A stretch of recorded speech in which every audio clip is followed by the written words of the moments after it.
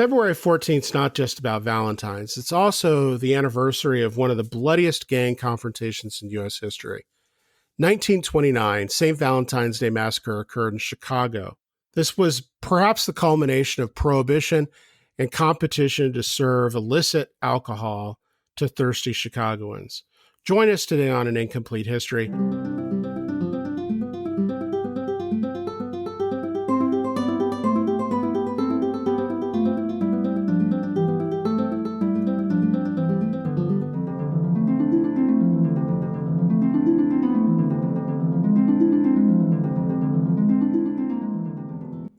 So, second attempt at recording this episode, huh? Yeah, I think we got like 10 minutes into the last time. Well, it was the mob. Could have been. They put a hit out on the internet. Yeah, and now I'm sitting alone in an office. So, In a secure location. In a secure location. This was meant to be a Valentine's Day episode, but it's also a good follow-up to our Prohibition episode, right? Yeah, definitely. Because I don't think that we got to cover some of the stuff that we'll definitely cover this week. So it is kind of an addendum to last week, but then also it's in the mood for February. It doesn't have to be the 14th. So before we kind of drop into this, how's the weather out in Mississippi, Hillary? Well, it's national news, Jeffrey. I know. Do you live near the Pearl River? So that's down in Jackson. That's about 2.5 hours from where I live. But a lot of the rivers, a lot of the places around here that, get full of water, like there's like reservoirs and rivers and all that kind of stuff, like they're really, really high right now. So just today I was driving through this neighborhood. So there's this neighborhood that has really, really nice houses. And there's one house in the neighborhood that's like $200,000 cheaper than all the other houses. And I'm just like, what's going on here? It's a really nice house. Well, it turns out that like it floods all the time. So it's mystery solved. Mystery solved. So I actually drove by that neighborhood today, just like I was just happened to be in the area. And I went and looked and like, oh, it's like really, really close. And I feel so bad for the people who live there. Like, I don't think it's funny, but it is, you can see like, oh yeah, the water is going to come in at any time now. And I know that they're working on trying to like mitigate that, but that we've had so much rain the past 2 months. And in this month, it seems like it's rained every single day. So the ground is just really wet and we can't really take much more, but it's going to rain tomorrow. So fun times. That's what's going on. Yeah. And nothing's happening. Our weather's there, really yeah? boring. It's just standard San Diego weather. 70s during the day, 50s, high 40s at night. Kind of just a light jacket. Yeah. Well, no, for us, please. It's like parka, heavy, like ski heavy suit, boots. Blizzard preparations. So, let's start off with kind of a quick narrative of this event. And are we calling it an event? Well, we start by looking at the event, right? And then we kind of spiral out from that event in both directions. And I think it's an interesting window for people into what historians do, right? It's like you see something, you're kind of curious about it, and it leads you to many other things. And you can do a lot with it. Yeah, when I was researching for this episode, so again, I have to say, this isn't our specialty necessarily, but it is interesting. And it spirals both ways, because I was like, well, the St. Valentine's Day Massacre obviously happens on Valentine's Day. It's February 14th, 1929. But when I was doing the research for it, it's like, oh, wow, this like kind of goes back further and then it goes forward further and all that. So we can do those both things. But a little synopsis of the massacre. You ready? Yes, I am. Okay. February 14th, 1929. 7 members of Chicago's North Side Gang, so that's the Irish Americans, which also there are Polish Americans in Chicago's North Side Gang, are murdered by unknown individuals. There are thoughts that it is the Italian Americans ran by Johnny Torrio and Al Capone, who were the arch nemesis of the North Side Gang. So their organization, there's the North Side Gang that has the Irish Americans and the Polish Americans, and then you have the Italian Americans that are known as the Chicago Outfit. So before the massacre happens, there's a lot of unrest between the two. We can go into that later. But what happens on this day is that there are 7 people of the Chicago Northside Gang who are murdered in a parking garage. And the folks who murdered them show up. 2 of them are dressed as police officers. They usher the 7 Northside Gang members into this garage, line them up against a wall, and mow them down with subatomic machine guns, right? So the Tommy Submachine guns, guns is what they're not called. subatomic, right? Submachines. No, sorry. I'm bad with guns. I don't know Those anything are about guns. They're Tommy guns. That I know. subatomic. Wow, that would I'm be sorry. I'm like bad. Yeah. Oh, do we no. I cut think that out so it's I don't good. sound like It's a good. total No, it's shithead good. idiot? Okay. Anyway, they're Tommy guns. That I do know, but they're Thompson machine. Yeah, Thompson, right? Thompson Is what they're called. So, semi-automatic um, guns, and they're called Tommy guns, right? So these 4 unidentified men, again, 2 of them dressed as Chicago Police Department, they enter this garage in the north side. They order the gang members up against the wall. They pull out the machine guns. They mow them down. There's one survivor for a couple of hours, and interestingly enough, his name is Frank Tightlips Gusenberg. He died in the hospital about 2 hours later, and he never named who shot at them. And so he kind of, he went to the grave not ratting on the people who killed him and his friends. And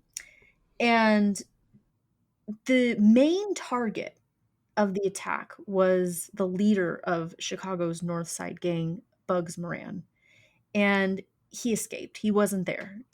So he leaves unharmed, and it ends up being like 7 of his henchmen who were shot in this massacre. And this leads to a 5-year gang war between Capone and Moran, but it also leads to a federal crackdown on gang activity because this happens in broad daylight. This is like in the daytime, they're like marching people out in a public space, mowing them down. It's brazen. It's a brazen attack. And so it brings a lot of attention to gang activity that's going on, but had been going on for several years. And this is all, of course, related to what we talked about last week with Prohibition and the illegal running and selling and producing of alcohol. So the gang war that ensues leads Al Capone to being labeled as public enemy number 1. And so there's the federal crackdown on gang activity, but it also kind of solidifies that like Capone is the guy in charge here now. I mean, becomes this very public figure, even though he was well known prior. He's like even more so now. But this massacre happens in 1929. So we know that Prohibition's been going on for a long time at that point. It's well into Prohibition. I mean, one of the reasons they're willing to fight is this illegal trade in alcohol is very lucrative, right? Oh my gosh, it's so lucrative. Yeah, Al Capone was making, they said, upwards of $60 million per year. $60 million In, from bootlegging. in dollars Also in prostitution. 1929 dollars, right? Still a lot of dollars. Yeah. Which would be much more. It would be like, I don't even know. A I wouldn't know billion, what maybe. a billion. Yeah. I was thinking somewhere close to that. Like, what would you even do with that amount of money? Well, I You mean, know? so I mean, there's a lot to chew on there, right?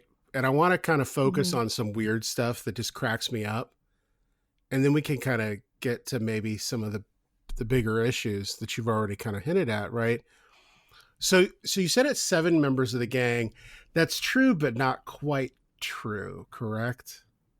Not quite. I mean, Reinhard Schwimmer cracks me up. So he's an optician who decides to like gamble with gangsters. Well, he lost that bet. Yeah. Didn't go well. But if you're running around with gangsters, Right. aren't you one? Well, he's like a thrill seeker, right? I mean, he's this guy who feels bored with life, and he's kind of a thrill seeker. And, so you've got him, and then you've got the mechanic. I feel bad for the mechanic, but I guess if you're a mechanic for gangsters, But that's the point. And that's really interesting that you bring it up, that like there are these people who are like, well, not really members of the gang, but like that's what, I always was raised, is like, you're hanging around with gang members, you're a gang member, so don't do that. I mean, not that I was, but that was always something my parents would tell me. It's like, you don't hang out with these people, you're going to get in trouble with these people. No. right.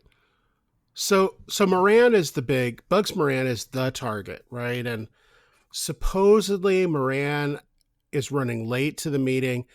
And we'll talk about what the meeting was. The meeting was the deal to get booze, right? It was this kind of shipment of high quality whiskey, and it was an all setup, right? I mean, this is pieced together after the fact. Capone never admits to this. A lot of other people kind of really resist saying much about this. But what's interesting is this idea that um, it's to make a deal for booze. And they've made it a large enough amount that Moran himself is going to be there, but he's running late to the meeting. And when he gets there, he already sees two of Capone's men dressed as policemen going in. He assumes it's a police raid, so he leaves. And a lot of people in the neighborhood are around the garage, um, on North Clark Street, assumed this was the case, right? That the police had come to do this. And then the interesting thing is there's a period there where people assumed the police had just massacred these gang members. Yeah, well, it kind of looked like they had, because of the disguises, and also because they knew that there was such public warfare going on between these gang members, that it wouldn't have been utterly surprising for there to have been like a police shootout at this point. Right. Yeah, I think it's funny because there's so many people who kind of hear it or see the beginning of it or the aftermath of it, and they all just assume it's part of the same that it's this continuation of things going on, um, but it's not. And it's interesting because the FBI immediately kind of focuses on Al Capone, right? Well, yeah, because there had been such, again, like a public feud between these two factions for years. And so they did zero in because it made sense. Like you said, they pieced together that there was a major meeting going on, that Bugs Moran was supposed to be there.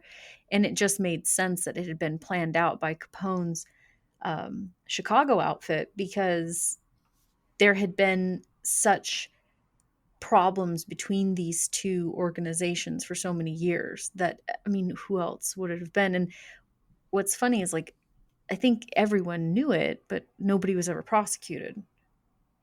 Well, yeah, and I think it's interesting that um, so what Capone had been doing was losing a lot of his shipments, his illegal shipments to Moran's gang.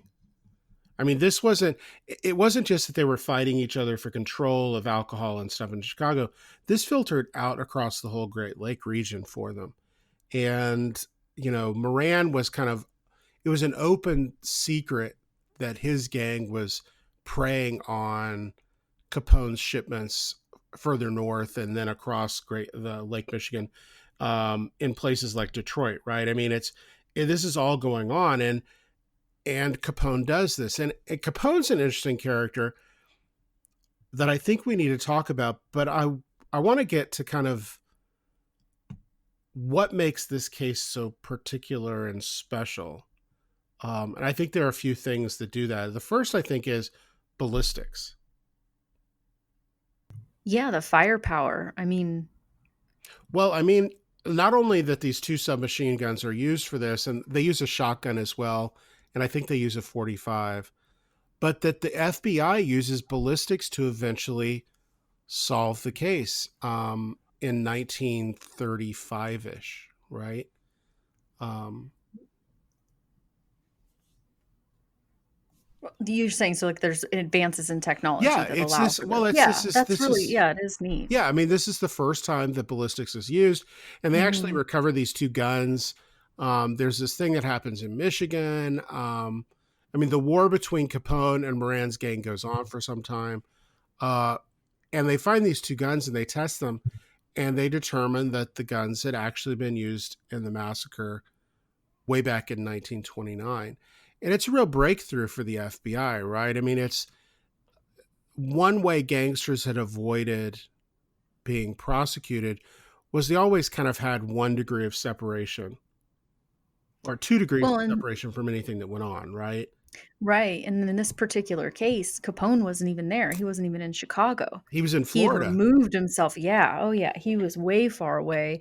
He was in Palm Island, and he just could say, "Hey, I was down in Florida. I don't know what you're talking Well, about," and do you you know know, whose but office he was in? He was like in the Dade County Sheriff's Office or something. He had like arranged. yeah, no, he knew exactly, That's the thing yeah. is, I think he Yeah, arranged for him to get questioned by police so that he'd have like a an watertight. airtight alibi. Yeah. Oh, yeah. Oh, yeah. So Yeah. it's so we get the Capone versus Moran gangs, and the they had come up with this plan. Capone's gang had come up with this plan to destroy the Moran gang entirely. I mean, this wasn't meant to just send a signal. This was meant to actually just annihilate Moran's gang. And so Capone, the kind of the eventual explanation comes out that Capone agrees to fund this plot to kill Moran and anybody around him. And he uses this guy, Jack Machine Gun McGurn. And McGurn's going to be the one to kind of carry it out. Interestingly enough, McGurn himself had been a target of Moran's gang, right? Moran's gang had tried to kill McGurn. So McGurn found out where Moran's gang kind of hung out, which was at 2122 North Clark Street. Um, he got gunmen from outside Chicago so that they wouldn't be recognized. Um, he also rented an apartment near the garage, set lookouts there, got a police car, got police uniforms, and then they concocted the whole story of the whiskey. So it's the whiskey. They said they had hijacked a shipment of whiskey, which Moran had already shown a proclivity to kind of buy this stuff that was hijacked from Capone. And it was old log cabin whiskey, which meant it was, premium whiskey, but a really good price, about $57 a case. So the agreement was they'd bring this liquor there, they'd make the deal, and the exchange would go down and stuff. I mean, it's kind of a brilliant plan on McGurn's part, right? Yeah, it was well orchestrated. And it had been, I think that they had been orchestrating something along these lines. I mean, this level of trying to destroy it completely for a long time. And they thought that they had succeeded because I think they said that when the people marched out into the garage, they thought that Bugs Moran was Yeah. amongst those individuals because there was somebody who was like similar height, weight, dress, or whatever to him. And they didn't realize until after it was all finished and Moran made a public statement that he was actually still alive. And like, oh, shoot. But it was, I mean, had he been there, then yeah, it would have been perfectly orchestrated. But they planned it for a long time. I mean, down to, yeah, the story about the alcohol and then, Capone being in Florida and people coming from outside. I mean, it was a well orchestrated attack and it was successful Yeah. So, in accomplishing what they wanted to accomplish, which yeah, was becoming the prominent gang. doesn't last very long for Capone, but It's his downfall, well, that's the really. thing is like, so this is the thing, like the public's so outraged, the FBI kind of doubles down on its efforts. So Capone's in Miami. It was the Dade County solicitor who was questioning him. Machine Gun McGurn was with his girlfriend, his blonde girlfriend, the 13th and the 14th in a hotel room. It was called the Blonde Alibi. Burke was one of the gunmen. He was actually arrested a couple of years later on an unrelated charge and sentenced to prison. But the interesting thing is, so Burke doesn't go to jail over this. He goes to jail over something else. Um, McGurn doesn't go to jail over this. Al Capone doesn't either, although everybody knows Al Capone and McGurn did this. Like everybody. Mm-hmm. Yeah. I mean, but still to this day, we can't say emphatically that they did, really. Well, Nobody's ever been in trouble for it. right. Well, I mean, so I have a question. So why? And this is where historians. These are interesting questions, but like we know we aren't supposed to ask them. Why doesn't Frank Gusenberg, why doesn't he speak? Because they're not rats. They don't want to talk to the But it's a police. rival gang. It doesn't matter. They don't that's what's interesting about the mafia. And maybe we can go into talking about this a little bit because I think it gets to the heart of the question. The mafia, these mafia gang whatevers, they're created by people who are immigrants. They don't trust the police. They don't trust any sort of government law enforcement entity to protect them and their communities. So they create these outfits. And I mean, this dates all the way back into the 19th century. And it doesn't matter if it's a rival or not. Nobody wants to talk to the police. And that's to this day. I mean, you look at gang wars that go on all over the country, and of course, looks completely different now, but it's a similar sentiment. You're not going to have them tell on each other because the enemy of my enemy is my friend or something, right? What is that? Like, they don't, I mean, they have a common enemy, I guess. I'm saying doesn't work. They have a common enemy, and that's the police. And so they're not going to talk to the police. Never. Why would they? So let's talk about the racial aspect of this, right? Kind of the ethnic inflection to this conflict. And because I think it casts a long shadow across how people in the United States view crime even today. Yeah, well, I think at the time, you know, I guess we can talk a little bit about the construction of whiteness, but Italians weren't considered white at that time, right? But even the Irish, I mean, it's interesting. One gang's Irish, predominantly Irish, and some Polish people, and the other gang is predominantly Italian. And for a lot of kind of middle class white Protestant Americans, they look at this and they're like, of course. Right? They've decided in their minds, what can you expect of people that aren't Because like us? they're immigrant communities. Right. Yeah. I mean, and it's an interesting kind of, it's this vicious cycle. It's like, well, are some of the people involved in kind of this gang, these criminal organizations, these gangs, are they in that because there aren't opportunities outside of them for them? I mean, there's a lot of white Protestant guys running booze as well. And Oh, yeah. they aren't like going to jail like this. Well, but I think that they're more consumers of it than they are bootleggers. Is that Right. fair? And see, and Maybe, that's what it is yeah. right now. I mean, if you think about the current state of affairs in the United States with gangs and drugs and all of that, like white middle class people are consumers of drugs, but they're not traffickers of drugs. Right. And Generally. so, well, yeah, generally. I mean, and I think that's by design. Of course it is. Yeah, they want to. Drug consumption in this country is like completely out of control and we don't talk about that. We just talk about like, oh, well, who are the people trafficking it? And it's like, well, who are the people consuming it? It's a supply and demand situation Right. here. Well, and the way, I mean, we talked about in our prohibition episode, the whole problem with one of the issues with the prohibition laws is it doesn't ban the consumption. Yeah, that's the most convenient loophole. I think that that's kind of like the funniest part of all of that. It's like it doesn't say anything about drinking it, it just says stuff Producing it, about selling it and distributing it, producing selling it. it, It doesn't right. say anything about drinking it. I love that. I think Yeah. that that's very I American. don't know how you got it, but you can go ahead and drink it now that you have it. It's so, I mean, it really does. I mean, it's a system that's designed to punish those who are providing the vice or feeding the vice. Yeah, I mean, I think that there's a similarity to what's happening here. I mean, right now, I guess not here, but right now, I mean, it's not illegal to take prescription drugs if you're prescribed it, but come on. Well, I mean, it's, yeah. I mean, you've got the lawsuits against big pharma, right? Um, and they do go after kind of people who deal in like oxycodone and stuff. But the individual person who's just taking them, I don't know. I think it is illegal for you to try to buy it, which is a big departure from alcohol in the 20s, right?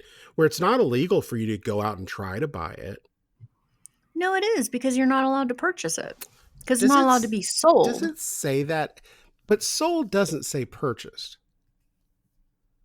They go hand in hand, no? I don't know. I think we need to investigate that a little bit. I mean, it's an interesting question, right? Does the prohibition on sales mean you can't attempt to buy it? Uh, to the best of my knowledge, I don't think they go after people trying to buy it. Um, I mean, they do round up people and take them in the paddy wagon down to the police Well, department. that's what the whole thing is. They're doing these raids Right. to catch people buying it, not necessarily consuming it, although that goes hand in hand too. It's not like people buy drinks and toss them out, but like, Well, what if I buy a cup of coffee and they give me a whiskey for free? oh, that's what they used to do, right? Right, Yeah. Yeah, right. yeah, yeah, yeah, yeah. I wonder if that's how Like, mixed drinks became so popular. I don't know. um, I think it's why bars served like little crappy food. It's like buy some crappy little pigs in a blanket and then you can drink all the booze you want for 30 minutes or But something. then those pigs in a blanket become like the most delicious thing you've ever had. Well, yeah. I I suppose. So, the FBI, and we had talked about this in our prohibition episode. I mean, the FBI for the first time really pays attention to Al Capone after the St. Valentine's Day massacre. Yeah, again, it's And gruesome what happens, right? I mhm. can't stress this enough, but it's like the fact that these gang wars are spilling over into like public garages in broad daylight on a holiday of love. I mean, come on. People are just like, hey, let's get a handle on this, huh? Well, I mean, Chicago already had a reputation though at that point. No. Yeah, for sure had a reputation. And I think it's all the people who had been supportive of social reform via prohibition kind of looked at this and said the government needs to step in and fix this. This is bad, Yeah, it right? becomes kind of like the poster child for all that's going wrong during the era, right? I mean, Mm-hmm. it's like a scapegoat too. It's like, well, Chicago, all these gangs, these immigrants, they're the problem. We everything would be going okay if they got a handle on this. And so then there's an immense pressure put on the federal government, which as we talked about in the last episode, there isn't really an apparatus to enforce prohibition. And so when you start seeing this violence spill out onto the streets, there's an immense pressure put on the federal government to get a handle on this violence spilling out into the community. And again, they just Mm-hmm. don't have the resources devoted, but then they start to do it because of public pressure. So we talked in the prohibition episode about this, and I kind of wanted to ask. I mean, do you think anti-Catholicism feeds into this? For sure. We need to do a whole episode on this. I was talking to a friend who listens, and he thinks that we need to focus a lot on anti-Catholicism in the United States. And I think that it's true, but yeah, I would say most certainly it plays into this. Because we know it plays into the initial creation of the law. Um, but I just wonder how kind of people kind of shake their heads and say, "Oh, it's these Catholic immigrants who are doing this. They're kind of ruining this. They're corrupting good, law-abiding American citizens who would not be, you know, purchasing this devil juice. This is this devil juice that they drink at their ceremonies. Yeah, if it wasn't for these kind of people selling them. That's really, yeah, no, it's true. I think that that's most certainly a part of it because we've talked about this so many times, but the Puritan roots in this country, and when we talked about prohibition, I mean, they go hand in hand of like this abolition, abolition of alcohol, like trying to just rid society of vice, rid society of prostitution, alcohol, all these different things, right? And it's like, oh, you have these organizations who are comprised of immigrants who are Catholic, who are running all of the bad stuff, all the stuff that goes against this like Puritan ideal. I mean, it's like, it's just, it like goes against everything that these really conservative, socially conservative people had come to this country for in the first place, really.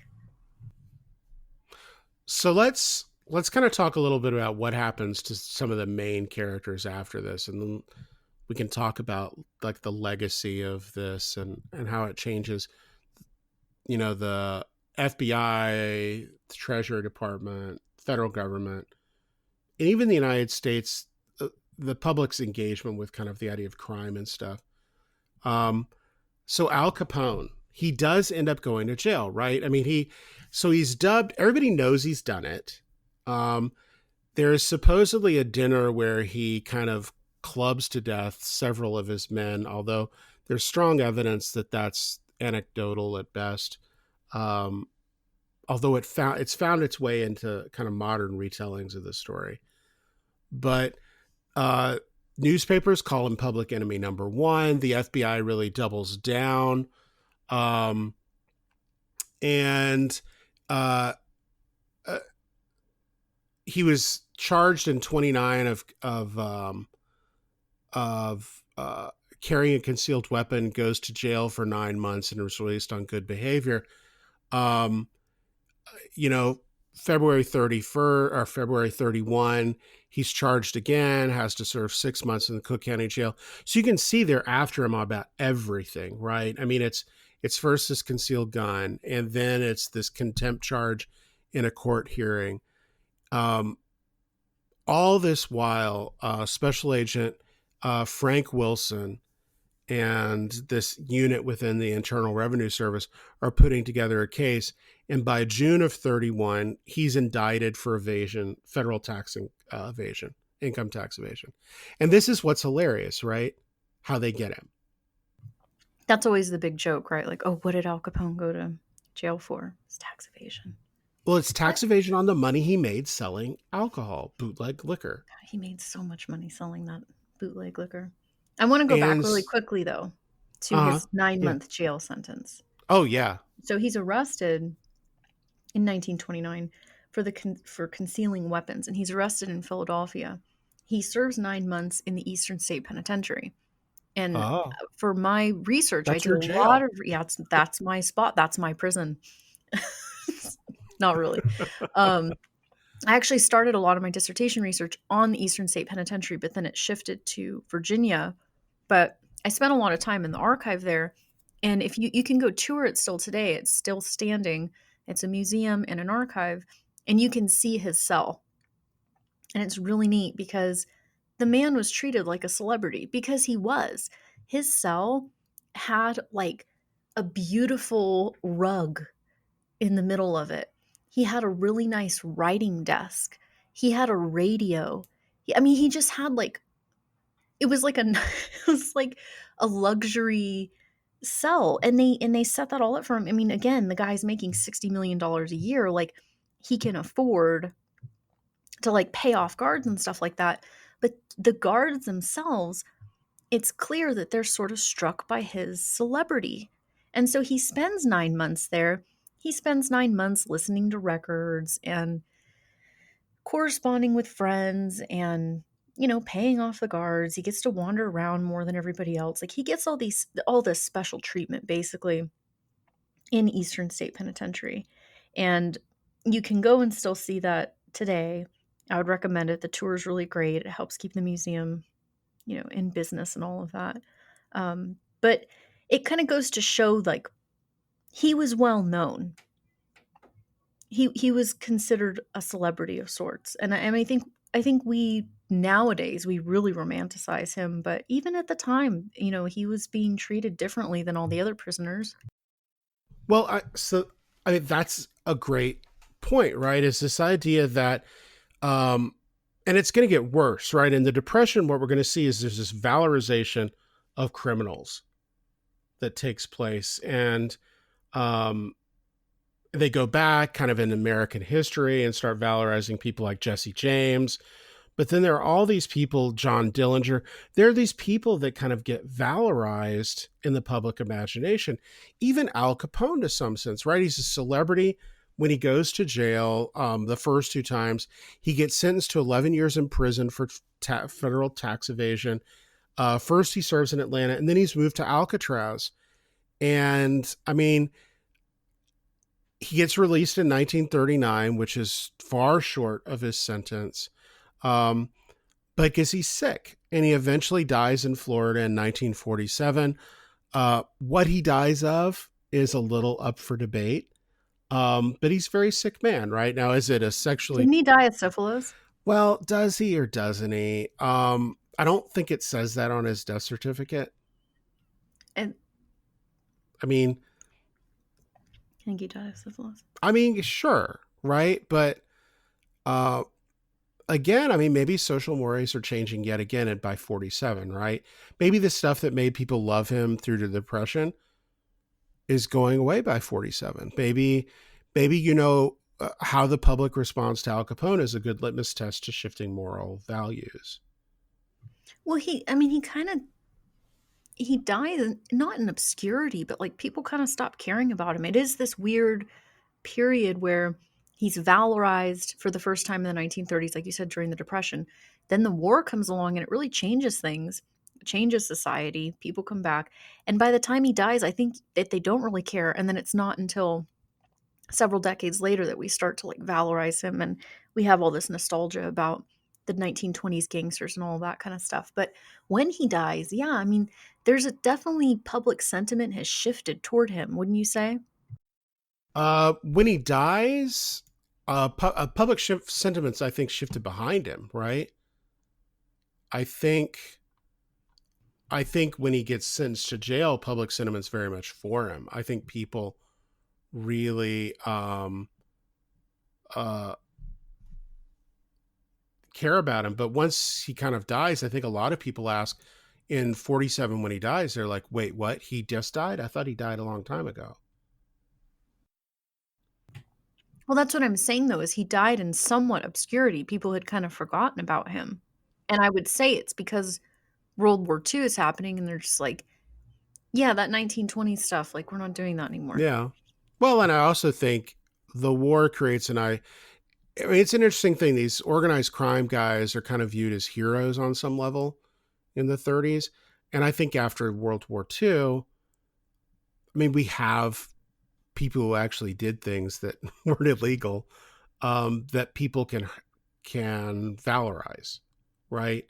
Um, We can have that debate another time well, I mean, we about the can. things that they did being legal or Well, we will because it is the 75th anniversary of the end of World War II this year. And we'll be having a That's couple, right. We I have think a we're lot to having a say. couple of episodes about it, right? We're going to talk about a few Oh, things. most certainly. Um, in August, we are going to do some stuff on the atomic bomb. Um, Not definitely to be confused with the subatomic machine not gun. to be confused with the subatomic machine guns, which, wow. Um, no wonder Capone rules there for a little while. Where did I get that? Man. I thought it was great. But so I think it's good you bring up this idea that the stuff goes away for a while and then eventually comes back, right? So we get some really shitty movies made. Have I cursed before on our podcast? Oops. Um, so this movie's hilariously bad. I suggest everybody check it out. Um, Don't say it. Don't say what I think you're going to say. it's on Prime Video to rent. No. I don't think it's anywhere free to stream. gather some of your friends and rent it because it's so bad. So Roger Corman in 1967 makes this movie called The St. Valentine's Day Massacre. Oh, okay, okay. Oh, it's so bad. I thought you were gonna say The Untouchables. We're gonna get to the Untouchables. Okay, I'm that's not a saying good the one. Untouchables. That's a good one. But I wanted to read Roger Ebert's review, part of it, because it's so the late Roger Ebert did a review of this in 1967. He gave it 1.5 stars. Oh. Yes. 2 thumbs down. Um, and the stuff he says is so funny. But he says the antique cars bring up another disappointment. So evidently they tried to make these antique cars that were realistic.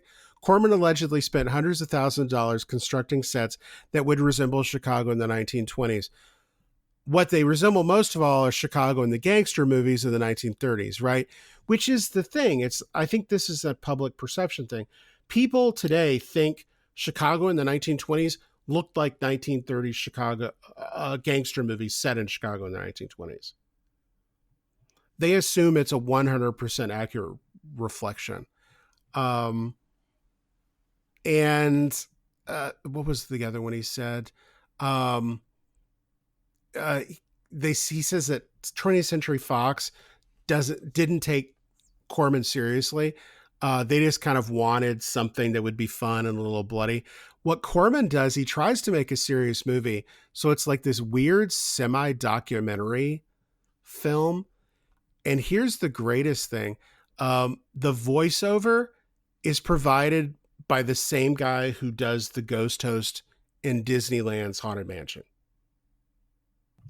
Only you would dig up this obscure fact and somehow bring up Disneyland in I a know. podcast Well, about Al Capone, and I respect that. it's I respect. it was pretty easy to get to it. But I mean, you've got this crappy movie that's made. So Jason Robards plays Al Capone. It's so bad. So very, very bad. It's kind of one of those movies too, where the massacre doesn't happen till almost the very end. And you spend the entire thing waiting for the massacre to happen. It's like Titanic. What's You're waiting for the happening boat to sink. before? Oh, it's like all this weird background thing, and they're trying to kind of play up the conflict between Moran's gang and Capone's gang. It's just so ugh. So I did say I was going to go back really quickly, and is this what they're talking about? Where there was like a lot of attempts on killing one another prior to the massacre itself, right? So the guy who was in charge of the Chicago outfit, Johnny Torrio, they tried to assassinate him in 1925. Did they go back that far? Yeah, they do. Wait, does it go all the way back to 25? Well, after I there was an assassination attempt on him in a restaurant in 1925, and after that, he moved back to Sicily and was like, "I'm done," and hands over the Chicago outfit to Al Capone. It's like, "I'm retiring because they're seriously after me." I mean, the gang war goes back, and I mean, it's serious of like trying to take out the head guy, and they're not successful. The North Side gang's not successful in that assassination attempt. I think they kill his driver when they do that.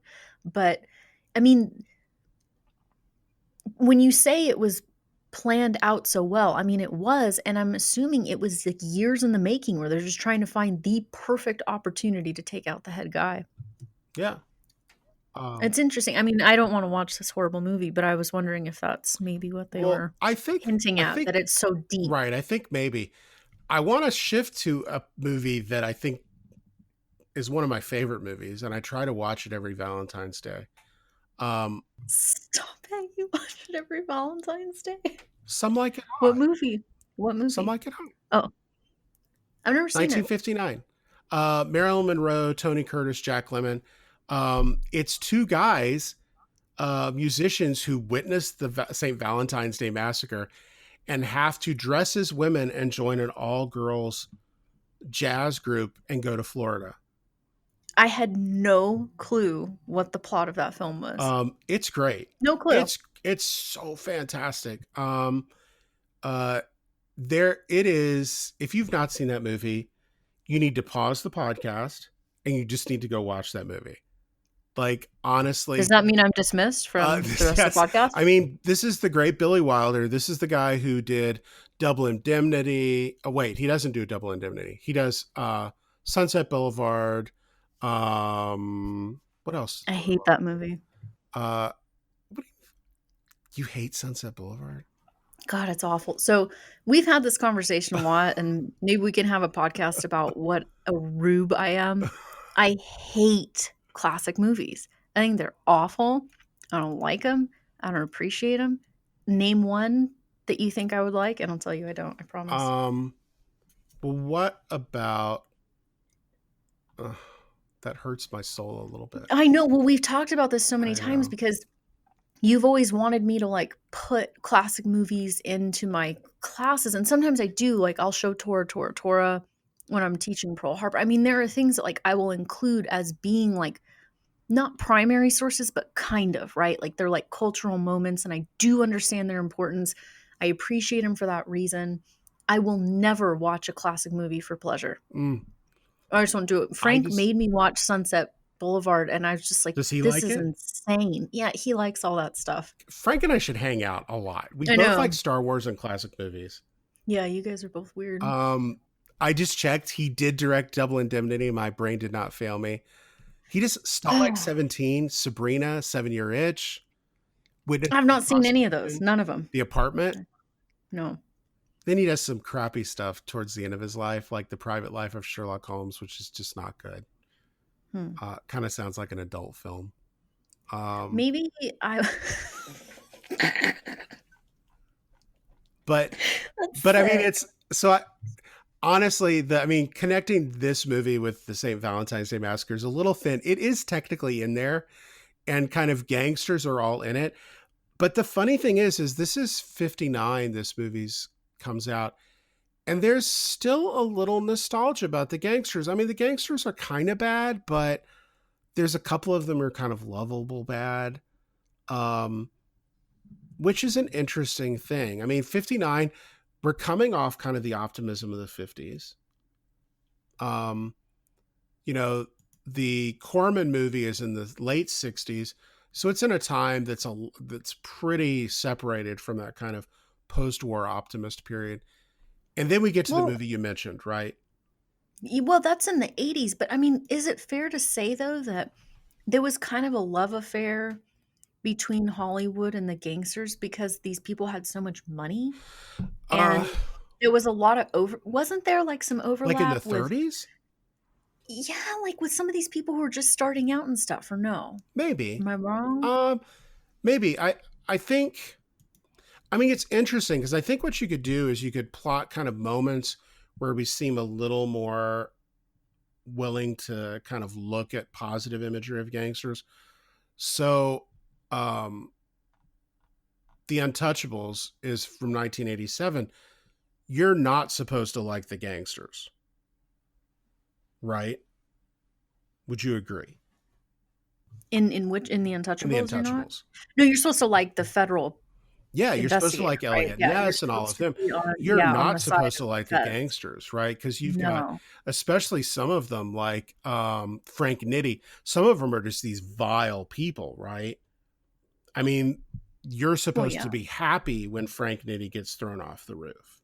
Right, right. Um, and I think that contrasts with another movie that is thinly veiled reference to Al Capone, which is 1983 Scarface, which is a reimagining um, of Al Capone's story. Surprisingly enough, directed by the same guy who does The Untouchables. It's an earlier film. So Scarface is 1983, Untouchables is 87. Both of them are based on Al Capone a little bit. One doesn't pretend it's not, but Scarface definitely does, right? And it's the story of Tony Montoya, who is a Cuban criminal who arrives in Miami along with all these Cuban refugees, and he becomes kind of the head of this crime gang, right? This syndicate. It's based around cocaine, right? So it's not around alcohol because that wouldn't make sense in 1983. It never made sense in 1920, but here we Right. are. Well, but I mean, the interesting thing is this: you're kind of supposed to like Tony Montoya a little bit, especially at key points in the movie. Oh yeah, we romanticize. And that movie itself has become He's so violent and romanticized. vile. Oh, is yeah, absolutely terrible. Um, you know, it, it's interesting. You know, from 83 to 87, we get these two very different views, right? Al Capone, bad guy. Tony Montoya, maybe not a bad guy, or maybe Mm-hmm. just a guy making it in America or something, doing what it takes. I mean, is Gordon Gekko of Wall Street the modern gangster? Well, he's a bad guy, but we like the bad guy, right? I mean, we know like, oh, what he's doing is bad, but like that's why it's good, you know? And I mean, so I'm going to go back really quickly to this thinking about Hollywood and celebrity and the gangs and the mafia and all that stuff. I mean, by the 1950s, you have the Rat Pack, right? Mm-hmm. Who Frank Sinatra's like notoriously involved with the mob and Well, with Las the Vegas. Chicago outfit and going to Las Vegas and all that. I mean, I think there's definitely overlap because those people had money. I had like so much money and they're just like running in the same circles, right? It's like George Carlin would say, like, it's a big club and you're not in it, you know?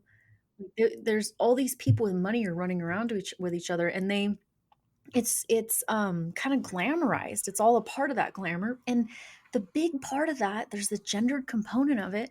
It's not just alcohol, it's prostitutes, right? I mean, these gang members and these, mafia organizations and stuff, like it's like they're running prostitutes just like they're running alcohol. And after prohibition, that creeps up a big again. And they have like high-end prostitutes and all this kind of stuff. Like I think that there's a much deeper, broader connection from the 1920s, 30s, 40s, 50s, 60s, right? Like there's a lot of overlap, even though the eras are different and the um, things that are being sold or illegally traded or whatever are different. There's definitely, I would say, the common thread of that there's celebrity involved and it's romanticized because of the amount of money Mm-hmm. involved. Well, I mean, maybe right there is kind of the solution to kind of this romanticization of organized crime and stuff is pointing out, okay, like running booze is a victimless crime, right? I mean, Apart from shooting your competitors. I was gonna say apart from like lining people up in a garage and Right. murdering them, Right, but I'm yeah. saying the process itself is supposed to be victimless, right? Whereas these other things that organized crime gets involved in are definitely not victimless crimes, Oh no, no. right? And how do we so thinking about it, not just gossiping about Al Capone, but like how do we as historians kind of make peace with or remedy the fact that it's romanticized, but also people were very mad about it. And it does create this expansion of the federal government. It does create a heightened police state. It does bolster law enforcement. How do we reconcile those things where, like, in popular culture, it's something that is looked at as, like, oh, that's so cool. But at the time, people were upset with the mob. People felt, that there was religious, like we talked about, ethnic. There was a lot of prejudice, that like there weren't not everyone was romanticizing this. And so how do we remedy like how does that happen, right? How does it go from we're mad at these Italian Catholics to like, oh, there's a poster of Scarface on somebody's wall on a college dorm in 2020, which I've seen, right? Or I've seen Al Capone's picture, right? Like his mugshot. I say it all the time, like with my cat, like, "Say hello to my little friend." Say hello to Yeah. my little friend. Right? I mean, it's an interesting thing.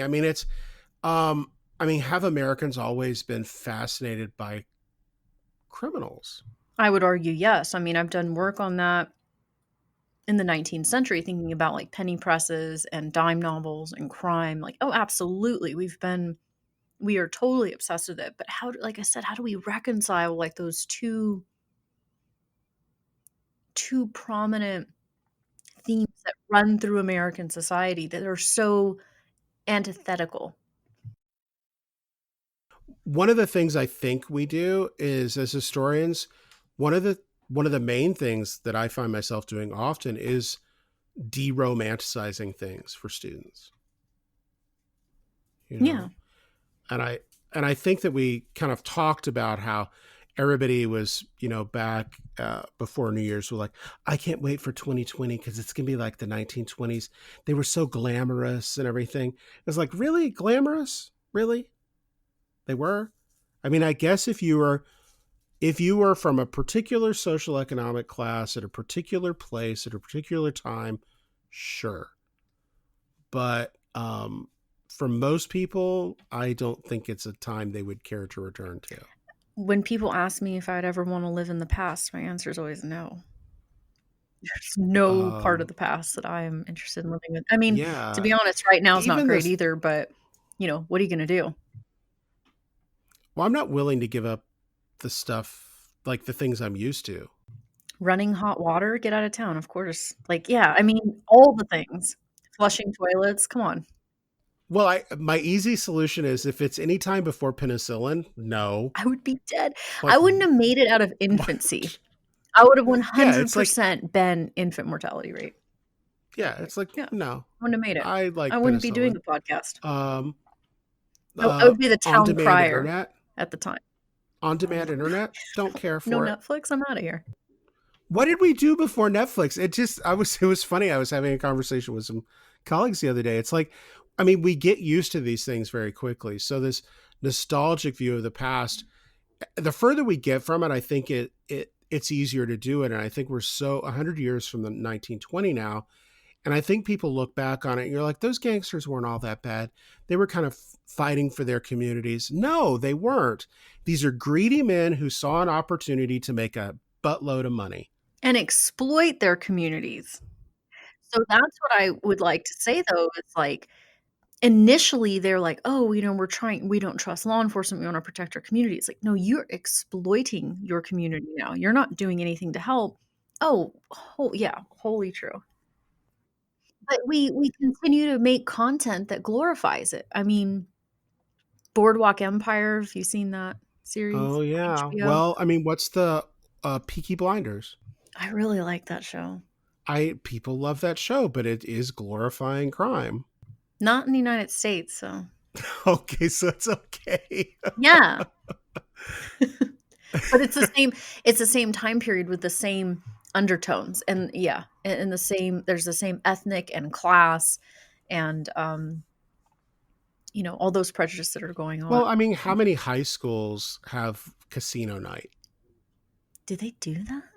Yeah, don't they? I thought that was just an episode of The Office that was No, no, inappropriate. no, they do it. And all the girls dress in flapper costumes and all the boys dress like gangsters, and isn't that What fun high and school everything? are you talking? What high school did you go to that this is happening? We It didn't have it. happens. We had It Great happens. Gatsby, I and we know had to that. Well, practice to, like, dance the that's a whole Charleston. other that's a whole other bad thing. Like Well, I anybody didn't who say it was celebrates good. anybody who celebrates that novel didn't read the whole thing. Like no, I don't mean celebrating it as being not good. I mean celebrate like bad stuff happens in that book. Well, yeah, it's not. A lot of bad stuff. It is a warning. It is not an homage. Jay Gatsby is not supposed to be a person you want to be. Tell that to high school literature teachers, though, because they are really jazzed on the book, and I use Pun jazz, intended. pun intended. Pun intended. Yeah. Remember Well, when any we last? started this and I was like, "Oh, there's no way we're talking for an hour." Here we Yeah, are, it's. 58 minutes Well, into we the went show. on our cultural excursion through Hollywood film. This was probably the most unprofessional podcast we've ever done. I apologize for that. I don't know. I think we brought up some You were interesting points. cursing. I was talking about hating classic I said film. one. I said I one mean, curse word. I'm just saying.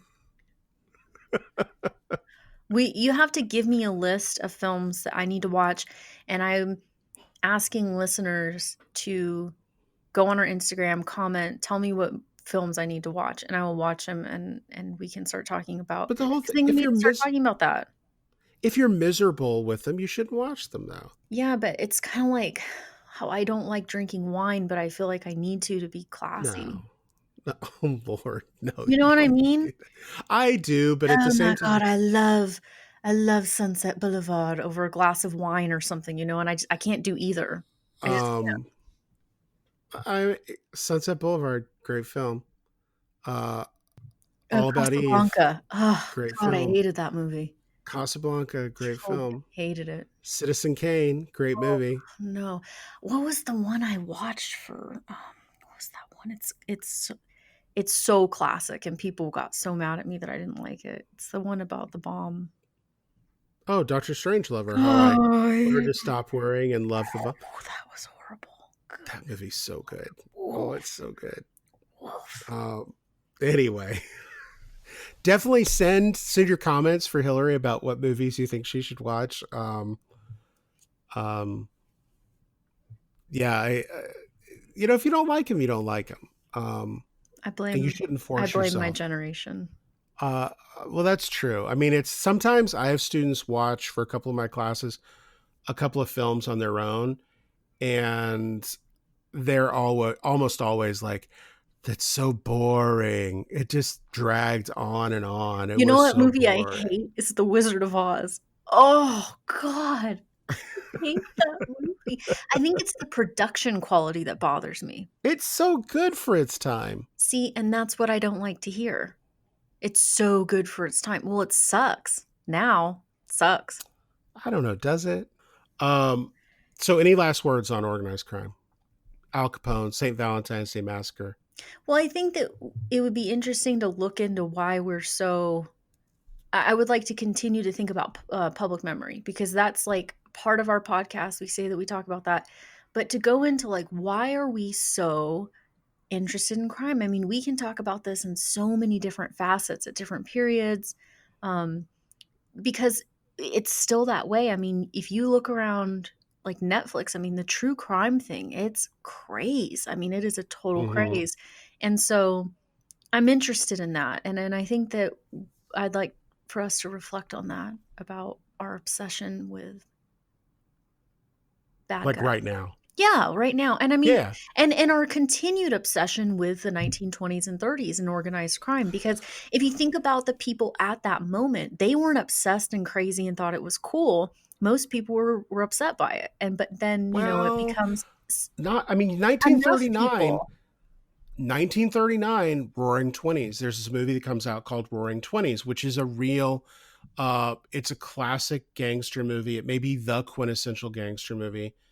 And it kind of valorizes these three guys come back from World War One, and, one of them ends up a mob boss. It- and, so I think the valorization starts pretty quickly. Um, I don't think it's coincidental that most of the valorization kind of peaks during the Great Depression, because I think the system and anything related to the system seemed to be failing so miserably at that point that anybody who fought against the system was automatically more more likable. Kind of like a Robin Hood sort of thing. Well, it's Robin Hood. I mean, and then you get the peak of this with like 1960s with like the Bonnie and Clyde film, right? I mean, based on real people, right? This idea that, they may have done some bad things and stuff, but they were fighting against the man. So that means something. Um, but again, I'll just go back to my earlier statement. I mean, don't forget, Al Capone is not the man giving charitably to orphans, right? He is This not. this is a No. brutal mob It's a boss. brutal mob boss who is exploiting women, who is Mm. punished for that by contracting syphilis and dying. That's because that's how the universe works. I mean, I don't think it's a coincidence.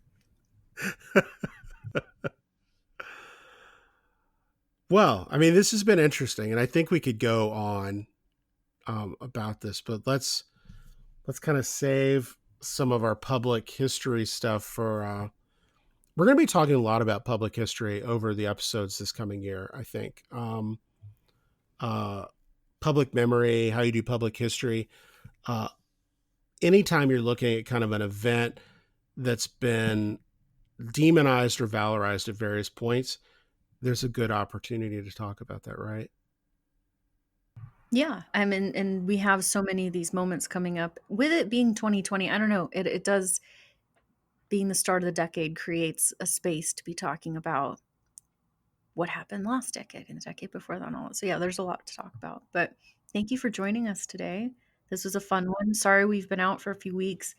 There was technical difficulties and all that, but I'm hoping we'll be on a more regular schedule now. Yeah. Make sure you join us next time on An Incomplete History. I'm Jeff. And I'm Hillary.